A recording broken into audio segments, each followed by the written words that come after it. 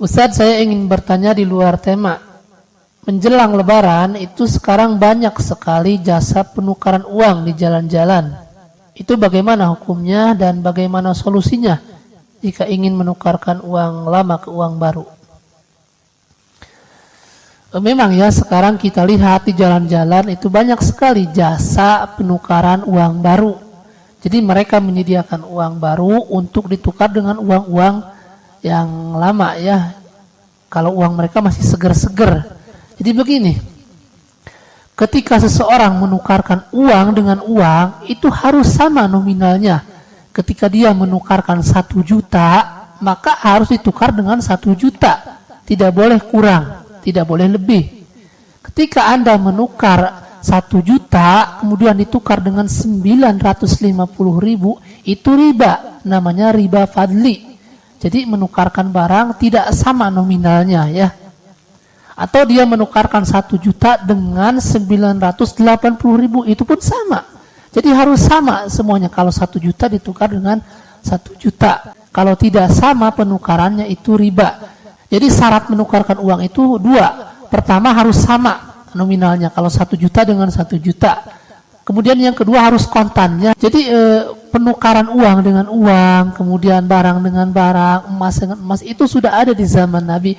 Makanya sudah diatur oleh Nabi mana yang termasuk riba, mana yang tidak riba. Nah, menukarkan uang dengan uang itu harus sama nominalnya dan harus kontan. Jika tidak maka riba ya. Itu diterangkan di dalam hadis yang diriwayatkan oleh Imam Muslim, Imam Ahmad, yang bersumber dari Ubaidah bin Samit radhiyallahu anhu. Kata Rasul sallallahu alaihi wasallam, "Az-zahabu bil-zahabi wal fiddatu bil-fiddati wal burru bil burri wasya'iru bis-sya'iri wat tamru bit tamri mislan bimislin sawa'an bisawa'in yadan biadin." Jadi menukarkan emas dengan emas, perak dengan perak, gandum kering dengan gandum kering, gandum basah dengan gandum basah, kurma dengan kurma, garam dengan garam, itu harus sama nominalnya atau beratnya, dan juga harus kontan, kata Nabi.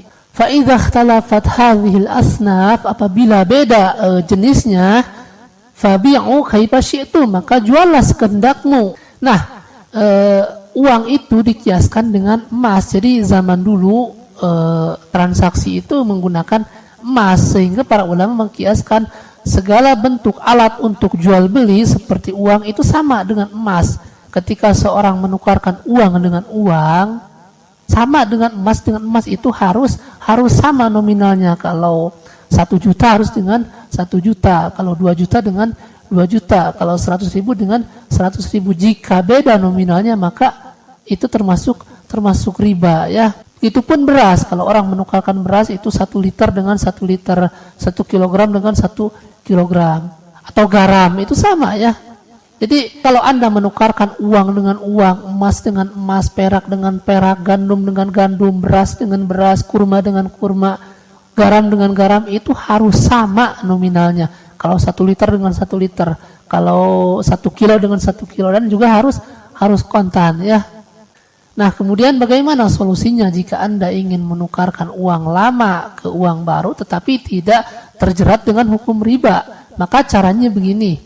Anda menukarkan uang 1 juta misalnya, kemudian ditukar lagi dengan 1 juta. Sudah, itu akadnya. Akad Anda menukar uang 1 juta ditukar dengan 1 juta. Kemudian jika Anda ingin memberikan jasa kepada orang tersebut, karena dia mungkin menukarnya ke bank yang jauh, maka tanyakan kepada dia, "Pak, ini jasanya berapa saya kalau menukar 1 juta?"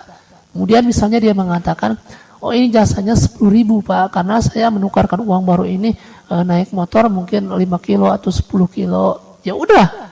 Jadi akadnya terpisah. Kalau tadi akad menukar uang dengan uang 1 juta dengan 1 juta itu sudah selesai.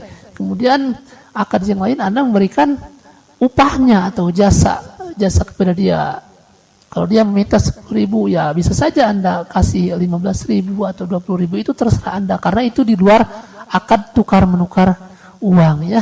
Nah, mungkin seperti itu caranya agar kita tidak terjerumus ke dalam praktek riba ya. Jadi jangan sepelekan masalah-masalah tersebut ya, karena riba itu dosanya luar biasa. Ada puluhan dalil tentang ancaman bagi orang-orang yang melakukan riba ya.